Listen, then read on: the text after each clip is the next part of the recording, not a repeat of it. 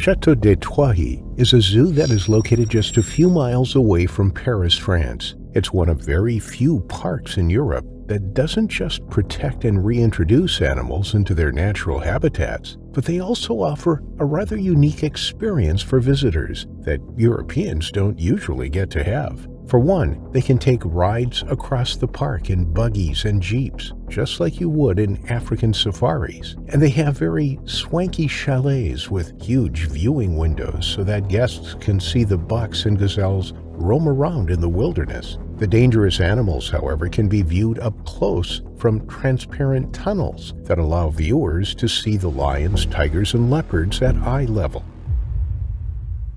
Not all of the park is accessible to people. Predators like cheetahs and Komodo dragons have their own fenced-in enclosures, but a big chunk of the park has open forests that contain bears, wolves, and lynxes. That section of the park is called the American exhibit, and it emulates the forests of Northern America, including the animals that would naturally reside there. Tour groups are taken there in armored jeeps at scheduled intervals. This is not the kind of zoo where you just walk around unattended. If you are not viewing the animals from the dome tunnels, then you are riding from one place to the other under the supervision of a guide.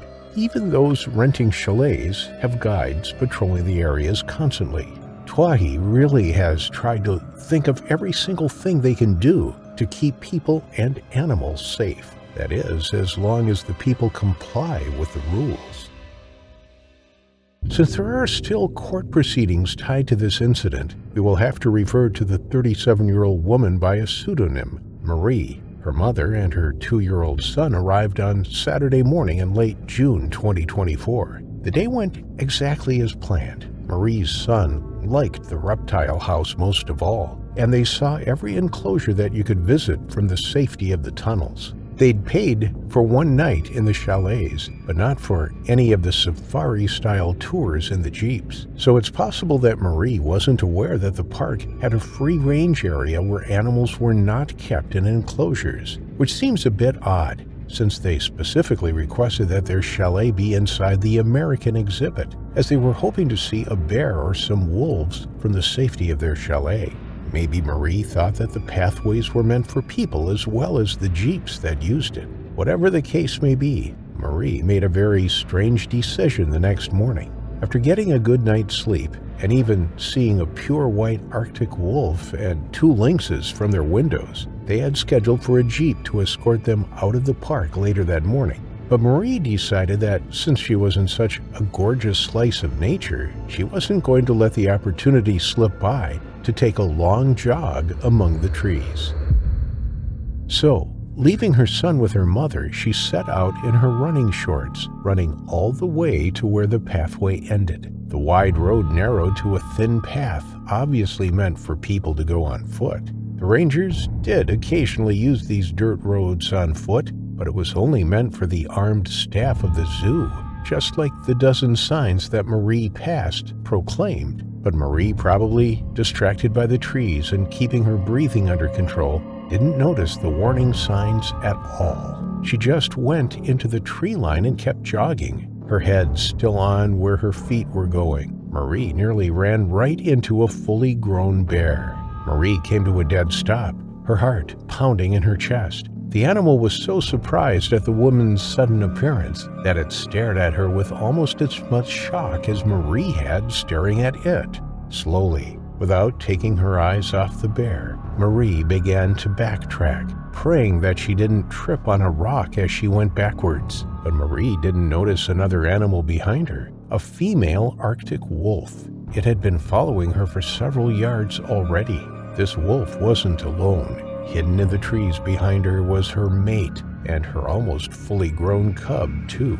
All of them were waiting for a moment in which they could attack.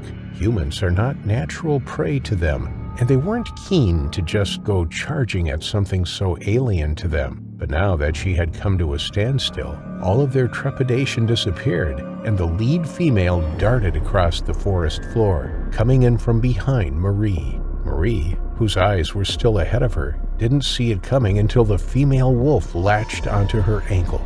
The animal tried to yank her feet out from under her, but Marie managed to stay on her feet as she screamed at the top of her lungs. She tried to kick the animal with her free foot, but it barely flinched when she struck it. The other two wolves came leaping from the tree line, and those white bolts of fur were enough to scare away the bear in front of Marie. It wanted nothing to do with this hunt, that's for sure. Marie caught the other two wolves coming at her and turned to shield her face just in time. The male landed on her back, and the younger one grabbed one of her arms. Marie's panicked screams reached the ears of two rangers who just happened to be at the trailhead doing their rounds. It took them seconds to reach the scene. By then, Marie, with 3 wolves on top of her, was at the bottom of the raging wolves, pinning her down on her stomach. The female had dislocated her ankle and had nearly ripped her foot completely off. The young one was pulling at her left arm, tearing the muscle and skin to shreds. But it was the male who had the most advantage. It had Marie by the throat. The position wasn't ideal to get to her main artery, but it knew instinctively that if it held on long enough, she would eventually suffocate or bleed out. The wolves shook their heads viciously, sending flecks of blood flying everywhere. Their stark white fur was already drenched in blood, and if Marie wasn't still screaming so loudly, you'd have thought she must be dead from all the blood she'd lost. The 2 men ran right at them, not even bothering to grab their radios to call for help. There was no time. They had mere seconds before Marie succumbed to the mauling of the 3 wolves on top of her. Swearing and shouting, they descended on the pack like they had no fear for themselves at all. And it's that overly dramatic display of confidence that got the wolves' attention. Just like they were curious about attacking Marie in the first place, so were they about taking on 2 fully grown humans. They tore their teeth out of the various places that they'd been latched onto and fled into the trees, leaving Marie in a bloody, moaning, and tattered heap. One ranger picked her up, cradling her like a child, and ran back to the jeep, while the other finally got the chance to radio in for help.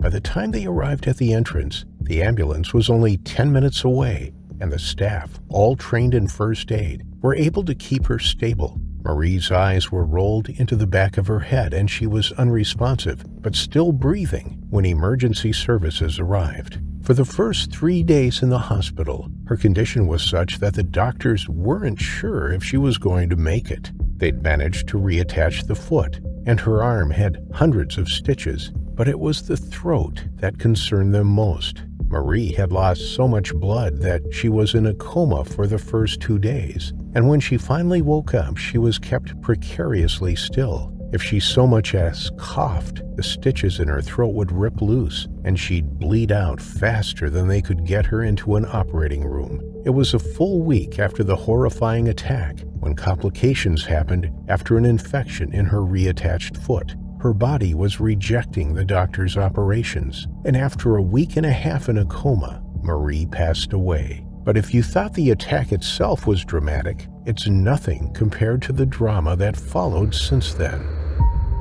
Marie's family filed a lawsuit against the zoo. They say that there were no warning signs on the trail or the road at all, and that there was no clear indication that the public were not allowed to roam free. The park, on the other hand, has already proved that there were at least 7 signs on the route that Marie was jogging along. But her family's lawyers argued that the signs were too small, that the plain green script on them were not the proper color to draw a passerby's eyes to warn them of the danger. No warning symbols or bright red and yellow lettering that usually used to indicate danger was visible at all. This case has barely started, and it's already looking like it's going to be a drawn-out affair, with the zoo placing the blame on Marie and Marie's family placing the blame on the zoo. Who do you think is responsible for her terrifying final affliction? Established in 1942, Bahawalpur Zoological Gardens are run by the Pakistani government. Set across 25 acres, the zoo is home to many different species of birds, as well as lots of different carnivores and predators. Visitors enjoy viewing jackals, civets, crocodiles, lions, hyenas, and tigers. The conditions in which the animals are housed are questionable, with standards dropping far below what would be considered ethical in many Western countries. But it was a popular tourist attraction and provided education on the various species in its care. On Wednesday, December 6, 2023, cleaners got the fright of their lives when they turned up at the tiger enclosure. They made their way around the perimeter fence and into the indoor dens at the back. Inside, they could see the 3 tigers, but there was something sticking out of one of the tiger's mouths. When the animal turned its head fully to look at the cleaning staff, they realized that it was a shoe. It was a worrying sight, but perhaps a visitor had tossed it into the enclosure. Moments later, they came across a gruesome discovery. Lying on the hard brown mud was a body. It wasn't moving and clearly had some serious injuries to its lower half. Immediately, emergency services were called and the zoo was shut down. But as the investigation got underway, what appeared to be an open and shut case turned out to be something of a mystery. The body belonged to that of 28-year-old Mohammed Bilawal from Greentown in Lahore. Given the condition of the body, it was assumed that he had died the previous evening. His father, Dr. Mohammed Javed, was informed of the terrible tragedy and began to make his way to Bahawalpur, more than 250 miles away from his home in Lahore. As investigators turned up at the site, the tigers were locked away in a secure section of the enclosure. Mohammed's body was badly mauled at the legs. It appeared that he had died from blood loss, and as news of the death got out, there was speculation. Rumors spread claiming that Mohammed was a drug addict and that he had altercations with law enforcement multiple times before. The media painted a picture of a disturbed young man and described him as a lunatic who had clearly jumped into the tiger enclosure. The zoo blamed the victim for the tragedy, stating that he had forced his way into the zoo, likely over an external wall, and had then climbed onto the top of the tiger house before jumping down onto the ground. If he was, then maybe he was hallucinating or was exceptionally bold, believing that he could take on not 1 but 3 Bengal tigers by himself. Having an intruder in their enclosure immediately triggered an attack for the tigers. They typically leap onto their prey using their weight and powerful front legs to bring it to the ground. After delivering a fatal bite to the neck and subduing their prey, they can then eat at their leisure. No information has been published regarding the nature of Mohammed's death. Only mention of his severely mauled legs made the press, suggesting that he died from blood loss rather than asphyxiation. But when Mohammed's father, Dr. Mohammed Javed, heard the rumors flying around about his son, he spoke out. The media had reported that he himself had claimed that Mohammed was a drug addict, but Mohammed's father had never said any of that. Somebody else had made up the story, probably in an attempt to protect the zoo from taking the blame for the incident. When interviewed over the telephone by the Express Tribune newspaper, Dr. Javed denied ever speaking to any media outlet since his son's death. Instead of the claims circulating in the local and national newspapers, he claimed that his son was a bright young man who was never addicted to and who was never in trouble with the law. Another false allegation was that he had identified his son's body. The news reported that he had arrived at the scene and declared that the deceased was indeed Mohammed. But again, that was a blatant lie, as Dr. Javed had not yet arrived at the location when these claims were made. The identification came from an ID card found by zoo staff inside one of Mohammed's pockets. If Mohammed wasn't the lunatic the media and local government made him out to be, then what was he doing inside the zoo after closing time? And how did he get into the tiger enclosure? Zoo staff and lead investigators scoured CCTV footage of the zoo, but there was no evidence of Mohammed on the screens. They couldn't tell how he had even entered the zoo, let alone the tiger enclosure. Investigators needed to determine whether the zoo was at fault or if this was an isolated incident from a determined and traumatized young man. It seemed the zoo were hell-bent on trying to protect themselves by ensuring people believed that Muhammad deliberately put himself in harm's way, and no amount of fencing or high walls were going to stop him. It transpired that Muhammad had a fight with one of the zoo wardens, and as such, the zoo staff made these claims about him. It was far easier to make him out to be unstable than to accept responsibility themselves. With the initial false accusations about Muhammad, the idea that he deliberately entered the tiger's enclosure was believable. But now, knowing that these were false allegations, something else must have happened. His father believed that he slipped from the roof of the tiger house, landing heavily into their enclosure. His fall didn't go unnoticed by the tigers, and they immediately ran at him.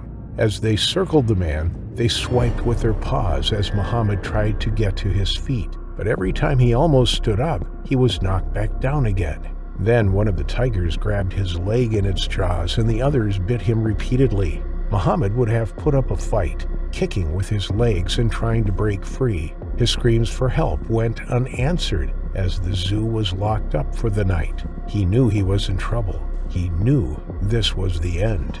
Bengal tigers have a bite force of more than 1,000 psi. They can weigh more than 250 kilograms, 550 pounds. With potentially 3 of them bearing down on Muhammad, he didn't stand a chance. Although they were captive animals, they still had their natural killing instinct deep within them. Lead investigators said that it was clear that Muhammad was alive when he entered the predator's enclosure. The fall from the roof had not killed him. They were certain that the tigers had, but they had not feasted on his body. Once he had succumbed to his injuries, they had walked away, satisfied that the threat was over. However, the question still remains. What was he doing on the roof of the tiger den when he slipped into the enclosure in the first place? His father thinks that perhaps he was searching for a way out of the zoo, but if that is the case, it is not known why he was in the zoo after closing time.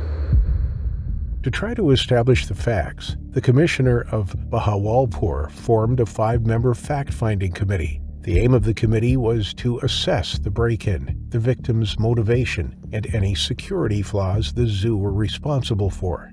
Investigators accessed the tiger den, climbing onto the roof to look for evidence. So far, nothing has been published detailing exactly what happened to the 28-year-old. Although wild tiger attacks are relatively common in neighboring India, especially in the Sundarbans, there are no wild tigers in Pakistan. But animals held in captivity around the world still pose a threat to those who work with them. Just days before Muhammad's accident, a zookeeper was mauled to death by a captive black bear over the border in India's Indira Gandhi Zoological Park when the night den doors were accidentally left open. Although Muhammad's parents still had many questions over their son's death, they did not file a lawsuit against the zoo. We may never know exactly what happened to Muhammad Bilawal, but his loss will be felt by all those who loved him. No matter how real his fate was, no one can truly imagine such a terrifying final affliction. It was whale migration season off the coast of Western Australia.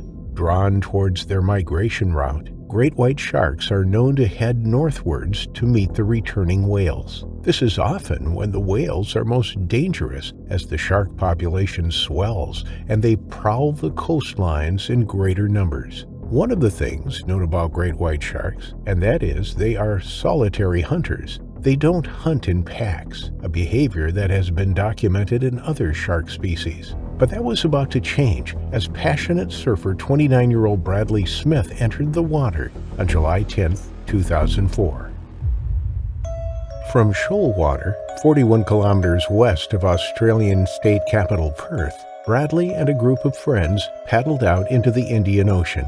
They were surfing at Left-Handers Beach, south of Gracetown, near Margaret River. The beach is a popular spot and is considered safe for more junior surfers. Nobody could have predicted what happened that day. As Bradley and his friends lay on their boards, floating on the surface of the ocean, Not one, but two great white sharks prowled below the waves.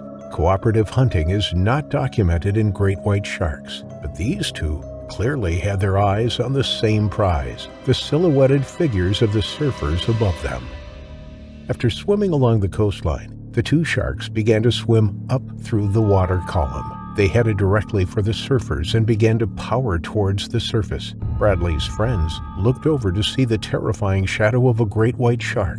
It was so enormous that they described it as wide as a car. It was the megalodon of modern times, and it was heading straight for Bradley. Before anybody could get out of the way, there was suddenly an eruption of water right beside Bradley, and he was thrown off his board. The shark that made the hit was estimated to be 4.5 meters, almost 15 feet long. But that's when the group of friends spotted a second shark. When Bradley hit the water, he knew what was coming. He knew he had been struck by a shark and desperately grappled to get back onto his board. But the sharks were in attack mode. As the smaller of the two, at 3 meters, 10 feet long, circled Bradley whilst he splashed in the water, the other came in for the kill. Its dark shadow torpedoed below the other surfers heading straight for Bradley. His friends could only look on in horror as the dorsal fin sliced through the surface moments before it opened its jaws just feet from where Bradley trod water. Seconds later, the shark grabbed him, and he was pulled under the surface. The sharp, serrated teeth dug into his flesh, holding him in a vice-like grip. But Bradley was an incredibly brave young man and refused to give up. He thrashed around in the shark's jaws, hitting it and kicking with his legs. Miraculously, he made it back up to the surface as the shark let go for a moment. But Bradley wasn't dealing with just one shark. He was dealing with two, and the blood that now poured from his open wounds incited the marine predators, and a feeding frenzy ensued. At that point, there was so much commotion in the water, so much splashing and bubbling and boiling, that it was impossible to tell which shark was attacking Bradley. It was a desperate fight for survival, and a devastating thing for his friends to witness. His mates, still on their surfboards just feet from where Bradley was being attacked, implored him to escape. With every fiber of their bodies, they willed him to make a break for it. "Swim for your life, mate," they shouted. "Swim for your life." That's exactly what Bradley was trying to do. But as each of the sharks came at him again and again, he couldn't fend them off. He kept punching them with his fists and pushing them away as their snouts broke through the surface right next to him. But it was a losing battle. One of his friends rushed to the shore and ran out of the water to call for help. He dialed 000 and turned to look back at the sea, shocked and shaken by what he had just witnessed. Seeing how enormous the sharks were and how intense their attack was, his friends knew Bradley was in the fight for his life. This wasn't a case of mistaken identity. The two sharks had been on the hunt, and they had settled on Bradley as their prey. It was such a rapid and ferocious attack by two absolutely giant sharks that at one point, when one of the sharks opened its jaws to bite Bradley, an eyewitness described the jaws as wide as the length of a man's arm. The shark could have swallowed Bradley whole. With both great whites furiously biting, tugging, and pulling at the young man, his body was practically torn in two. After 45 seconds of relentless attacking, there was a break in the feeding frenzy, and Bradley's body floated on the surface, motionless. His friends seized their opportunity. With the two man-eaters just feet away, they frantically paddled over to Bradley, who was now surrounded in a dark cloud of red seawater. Bravely, his friends grabbed hold of him. He was no longer moving. He no longer had any fight left in him. He had bled out from the attack just yards from dry land, and only feet from some of his best friends. As the friends pulled Bradley towards the shoreline, he left a trail of blood behind them. It was tantalizing for the two sharks, and the short paddle to the beach felt like an eternity as the friends thought that they might be next. Not daring to look behind them, they focused on the shore and the safety of the beach. Finally, they made it to the shallows and dragged Bradley out of the water. With the friends too traumatized to describe Bradley's injuries, another eyewitness told media that Bradley had been torn in half. It's something that you may see in the movies, but you never for 1 second think that it is something that is going to happen to one of your best friends. Bradley's board was brought to shore afterwards. It had been completely snapped in half by the shark's razor-sharp teeth. The bite mark was testament to just how massive the great whites had been. Following the harrowing tragedy, marksmen in a flotilla of boats who were accompanied by a police helicopter scoured the ocean for the two man-eating giants. Normally, great white sharks are protected, and it is forbidden to hunt them. But fisheries officer Tony Capilouti said that if a shark poses a significant threat to humans and has attacked before, then officers are always authorized to kill it. As the search party headed out into the surf, there was no sign of the two sharks. They had likely been scared off by the sound of the engines and the commotion. But there was dispute amongst many Australians. As is often the case after an attack, the debate about whether or not to kill those responsible arose. Shark nets that are installed along some stretches of the Australian coast are not considered effective and pose significant risk to other marine life. Authorities worry that if a shark has tasted human blood, then they may be more likely to attack people again. But a few days after the attack, words of support for the two sharks were spoken by the most unlikely of people, Bradley's brother. He said that a revenge killing wasn't going to bring his brother back, and it's not what Bradley would have wanted. An uneasiness came over locals when a week passed and no sign of the two enormous sharks was found.